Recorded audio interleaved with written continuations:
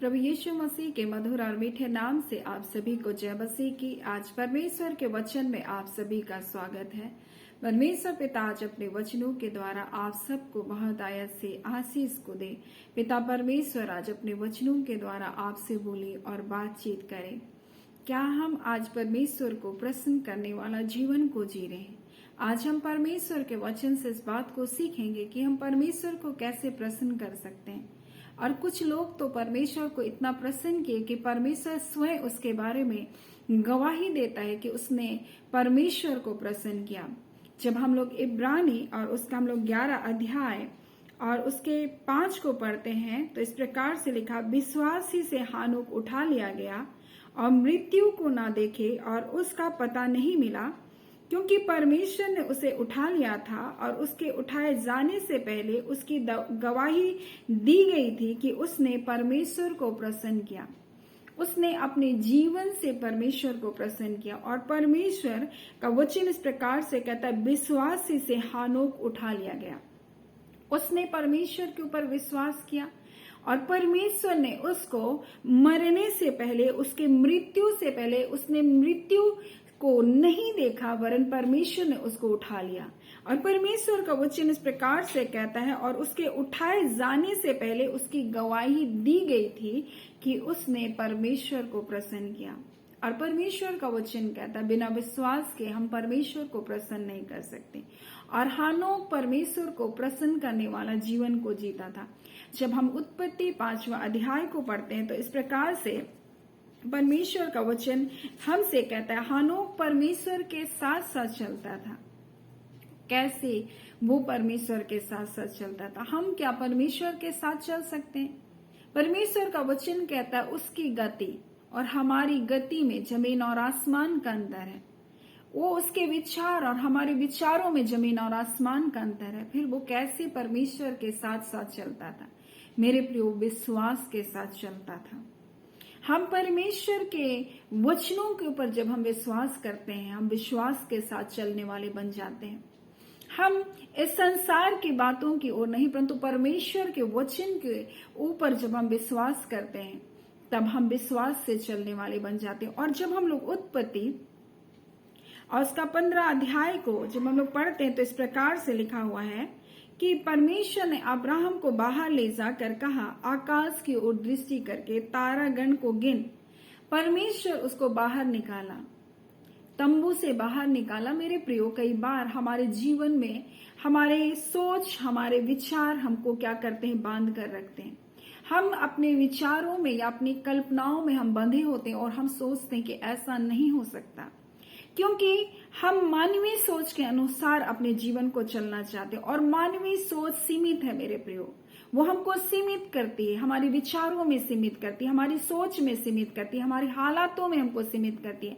परंतु परमेश्वर ने अब्राहम को बाहर निकाला और यहाँ स्पष्टता से परमेश्वर का वचन कहता है, उसे बाहर ले जा करके आकाश की ओर दृष्टि करके तारागण को दिखाया। परमेश्वर अपनी सृष्टि की भव्यता को दिखाया। और परमेश्वर ने उससे कहा, क्या तू इनको गिन सकता है? परमेश्वर उसको बता रहा है, क्या तू इनको गिन सकता है? वो परमेश्वर जो अनगिनत अरबों खरबों तारों को बनाने वाला परमेश्वर। हम एक गैलेक्सी के तारों को नहीं गिन सकते हैं, फिर अनगिनत गैलेक्सी के तारों को हम कैसे गिन सकते हैं? मेरे प्रियो, और परमेश्वर उसको बताना चाहता था कि मैं इतना महान परमेश्वर हूं कि मैं सब कुछ कर सकता हूं। और परमेश्वर ने उससे कहा, क्या तो इसको गिन सकता है? फिर उसने उनसे कहा, तेरा वंश ऐसा होगा। परमेश्वर ने उससे कहा, तेरा वंश ऐसा होगा। उसने यहोवा पर विश्वास किया। मेरे प्रियो, उसने विश्वास किया। हानोक भी ऐसे परमेश्वर के ऊपर विश्वास करता रहा। परमेश्वर इसलिए उसको जीवते ही क्या क्या उठा लिया। मेरे प्रियो, वो ये नहीं बोला कि परमेश्वर कैसे होगा, मैं कैसे उठा लिया जा सकता हूँ। इसने ये नहीं सोचा कि कैसे परमेश्वर इन अनगिनत तारों के जैसा तू मेरे संतान कर सकता है। वो अपने शरीर को नहीं देखा, उसने विश्वास किया। और परमेश्वर का वचन कहता है, उसने यहोवा पर विश्वास किया और यहोवा ने इस बात को उसके लेखे धर्म गिना। मेरे प्रियो, जब आप विश्वास करते हैं तो परमेश्वर आपके लेखे उसको धर्म गिनता है। मेरे प्रियो, आप विश्वास करते हैं परमेश्वर के वचन पर, तब परमेश्वर उससे प्रसन्न होता है। आप उसके बातों पर, उसके वायदे पर जब आप यकीन करते हैं, तब परमेश्वर आपसे प्रसन्न होता है। हानोक ने परमेश्वर को प्रसन्न किया, अब्राहम ने परमेश्वर की बातों के ऊपर विश्वास किया और परमेश्वर उसके लेके उसको धर्म गिना। आज हम कैसा विश्वास करते हैं? परमेश्वर का वचन होशे 6 उसका 6 में लिखा है, परमेश्वर स्थिर प्रेम से क्या होता है? प्रसन्न होता है। हमारा प्रेम परमेश्वर के लिए कैसा है? हमारा प्रेम स्थिर होना चाहिए, हमें डगमगाना नहीं चाहिए। किसी हालात, किसी परिस्थिति को देखकर हमको गड़बड़ाना नहीं चाहिए। हमको ये नहीं कहना चाहिए कि परमेश्वर आप ये नहीं करेंगे, परमेश्वर ये मेरे लिए नहीं हो सकता है। आपको अपने प्रेम को बनाए रखना है परमेश्वर के लिए। विभिन्न हालात, विभिन्न परिस्थितियों में आपका प्रेम स्थिर होना चाहिए। कई बार हमारा प्रेम क्या होता है? ओस के समान होता है। जैसे धूप निकलता है, ओस उड़ जाती है, वैसे ही हमारा प्रेम होता है। जब सब कुछ अच्छा होता है तो परमेश्वर हम आपसे प्रेम करते हैं, लेकिन जब हमारी स्थितियां, हमारी परिस्थितियां, हमारे जीवन में थोड़ा संकट आता है तो हम परमेश्वर के ऊपर कुड़कुड़ाने लगते हैं, हम बुड़बुड़ाने लगते हैं, हमारा प्रेम स्थिर नहीं होता। परंतु परमेश्वर का वचन कहता है परमेश्वर स्थिर प्रेम से प्रसन्न होता है। फिर परमेश्वर का वचन इस प्रकार से लिखा है, जब हम लोग पहला सामुएल को पढ़ते हैं और उसके हम लोग देखेंगे 15 अध्याय उसके 22 में, क्या यहोवा होम बलि और मेल बलि से उतना प्रसन्न होता है जितना कि उसके बातों के माने जाने से वो प्रसन्न होता है। मेरे प्रियो, हानोक परमेश्वर की बातों को मानता था और उसके संग संग चलता था और परमेश्वर ने उसके गवाही दी कि उसने परमेश्वर को प्रसन्न किया और वो जीवते क्या क्या उठा लिया गया। उसके उठाए जाने से पहले गवाही दी गई कि उसने परमेश्वर को प्रसन्न किया, क्योंकि उसने परमेश्वर के वचन को ना सिर्फ सुना परंतु उसको माना। और परमेश्वर का वचन कहता है जितना उसकी बातों के माने जाने से वो क्या होता है? प्रसन्न होता है। सुनना तो बलि चढ़ाने से और कान लगाना तो मेढ़ों की चर्बी से भी उत्तम है, परमेश्वर बोलता है। इसलिए बोलता है ना तो मेल बलि से मैं प्रसन्न होता हूं या होम बलि से उतना प्रसन्न होता हूं। परमेश्वर कहता है जितना कि उसके बातों के माने जाने से। जब आप उसकी बातों पर विश्वास करते, उसकी बातों को मानते हैं, ना सिर्फ सुनते हैं परंतु उसको मानते हैं, तब परमेश्वर प्रसन्न होता। अब्राहम को परमेश्वर ने कहा, बाहर निकाल कर असंख्य तारों को दिखाकर कहा, क्या तू इनको गिन सकता है? तेरा संतान ऐसा ही हो गया। उसने विश्वास कर लिया, हाँ प्रभु, निश्चय मेरा बच्चा ऐसे ही होगा, मेरी संतान ऐसे ही होंगे, ऐसे ही अनगिनत होंगे। और उसने विश्वास कर लिया परमेश्वर की बातों पर। अगर आपको ये कहा जाता तो क्या आप विश्वास करते? आप सबसे पहले अपने आप को देखते, अपने शरीर को देखते, अपनी अवस्था को देखते, आप अपनी परिस्थितियों को देखते और कहते कैसे होगा। लेकिन अब्राहम ऐसा नहीं था। उसने परमेश्वर ने अगर कहा है तो निश्चय होगा, इस बात को विश्वास किया। और मेरे प्रियो, मैं आपसे कहना चाहती हूँ, परमेश्वर अगर आपके लिए वचन को दिया है तो आप उस पर विश्वास कीजिए। कैसे, क्यों, कहां, किस प्रकार से ये मत सोचिए। परमेश्वर निश्चय आपके जीवन में ऐसी आशीषों को देने वाला परमेश्वर है। और जब आप ऐसा विश्वास करके आप अपने जीवन में परमेश्वर से स्थिरता के साथ उससे प्रेम करेंगे, किसी भी बात से, किसी भी हालातों से आप नहीं डरेंगे। परमेश्वर का वचन कहता है जो स्थिर प्रेम से ही परमेश्वर प्रसन्न होता है। जब आप उसकी बातों को सुन करके उसकी बातों को मानेंगे, परमेश्वर का वचन कहता है वो आपसे प्रसन्न होगा। फिर परमेश्वर का वचन इस प्रकार से कहता है कि मैं दया से प्रसन्न होता हूं। परमेश्वर, जब आप दयालु होते हैं, जब आप कृपालु होते हैं लोगों के ऊपर, जब आप दया करने वाले हैं, जब आप क्षमा करने वाले हैं, परमेश्वर इन बातों से क्या होता है? उसको प्रसन्नता मिलती है। फिर इब्रानी 13 अध्याय को जब हम लोग पढ़ते हैं तो इस प्रकार से परमेश्वर का वचन कहता है 13 उसका 14, क्योंकि यहाँ हमारा कोई स्थायी नगर नहीं है वरन हम एक आने वाले नगर की खोज में है। इसलिए हम उसके द्वारा स्तुति रूपी बलिदान अर्थात होठों का फल जो उसके नाम का अंगीकार करते हैं सर्वदा चढ़ाया करें। भलाई करना, उदारता दिखाना ना भूलें, क्योंकि परमेश्वर ऐसे बलिदानों से क्या होता है? प्रसन्न होता है। परमेश्वर का वचन कहता है हर हालात, हर परिस्थिति में हमारा प्रेम स्थिर होना चाहिए और हमको धन्यवादी जीवन को जीना चाहिए। अपने स्तुति रूपी बलिदान अर्थात उन होठों का फल जिसको हम उसके नाम का अंगीकार करते हैं, परमेश्वर को सर्वदा चढ़ाया करें। सर्वदा धन्यवादी बने रहें, सर्वदा स्तुति करने वाला जीवन को जिए। हम किसी भी बात से भयभीत ना हो, परंतु हम परमेश्वर की बातों को सुनकर माने। और परमेश्वर का वचन कहता है भलाई करना, उदारता दिखाना ना भूलो, क्योंकि परमेश्वर ऐसे बलिदानों से क्या होता है, प्रसन्न होता है। परमेश्वर को आप इस रीति से प्रसन्न कर सकते हैं। हानोक ने परमेश्वर को प्रसन्न किया, वो उसके साथ साथ विश्वास के द्वारा चलता रहा और उसके बारे में गवाही दी गई कि उसने परमेश्वर को प्रसन्न किया। अब्राहम ने परमेश्वर के वचन को के ऊपर प्रतीति किया। परमेश्वर ने जब उससे कहा तेरे संतान इन आकाश के तारों के जैसा अनगिनत होंगे, विश्वास किया। और परमेश्वर का वचन कहता है परमेश्वर के लेखे वो धर्म गिना गया। मेरे प्रियो, आज परमेश्वर, आप जब परमेश्वर के वचन के ऊपर विश्वास करते, परमेश्वर को आपकी धार्मिकता गिनता है। परमेश्वर आपसे प्रेम करता है और परमेश्वर का वचन इस प्रकार से कहता है, जब हम लोग रोमी को पढ़ते हैं, रोमी उसका पहला अध्याय उसके 17 में इस प्रकार से लिखा है, क्योंकि उसमें परमेश्वर की धार्मिकता विश्वास से, यानी यीशु मसीह की में बोलता है कि परमेश्वर की धार्मिकता विश्वास से और विश्वास के लिए प्रकट होता है।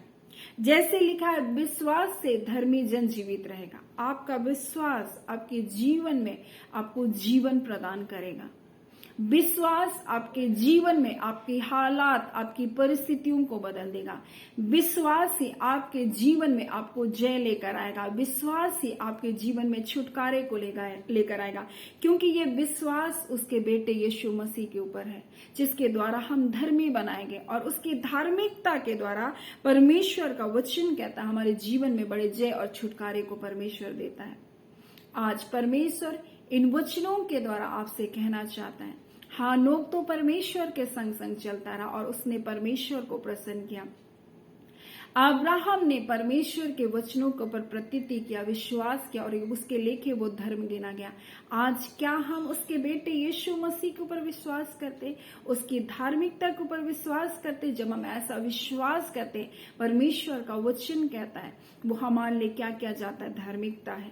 यीशु मसीह हमारी धार्मिकता। और जब हम विश्वास करते हैं, परमेश्वर का वचन कहता है विश्वास से मेरा धर्मी जन क्या हो जाएगा, जीवित रहेगा। आपके जीवन के हालात कैसे, आपको लग रहा है ये बीमारी मुझको मार देगी? नहीं प्रियो, परमेश्वर का वचन कहता है यीशु मसीह ने आपके लिए कोड़े की मार सही, आप नहीं मरोगे। आप उसके वचन पर यकीन करो। उसने आपके लिए कीमत अदा की, उसने आपके लिए मूल्य चुकाया है।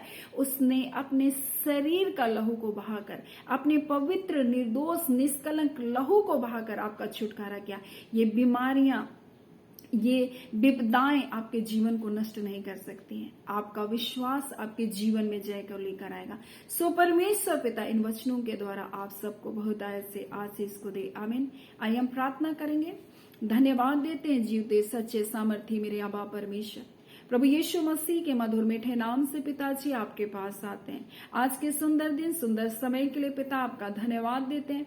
खुदावन परमेश्वर पिता, हमारा जीवन आपको प्रसन्न करने वाला जीवन बने पिता। सो ऐसा अनुग्रह कर परमेश्वर हर एक के जीवन पर पिता, कि वो आपके वचनों के ऊपर जो आपका बेटा यीशु मसीह जो हमारी धार्मिकता उस पर यकीन लाने वाले हो सके, ताकि वो नष्ट ना हो परंतु अनंत जीवन को प्राप्त करे। ऐ खुदावन परमेश्वर, अगर किसी भी समस्या, किसी भी हालात परिस्थितियों में प्रभु जिनका जीवन है, आज हर बंधन टूटे, अपने लोगों को अपनी शांति, अपने आनंद से परिपूर्ण करे। जो प्रतिदिन इन सेवकाई में जुड़ते हैं, उन्हें ब्लेस करते हैं, उनके जीवन पर आपके कल्याण की हम घोषणा करते हैं, आपके आशीषों की हम घोषणा करते हैं, आपकी कुशलता की हम घोषणा करते हैं, आपके छुटकारे की हम घोषणा करते हैं। जितने जॉब को सर्च कर रहे, उत्तम जॉब यीशु के नाम से मिलने पाए।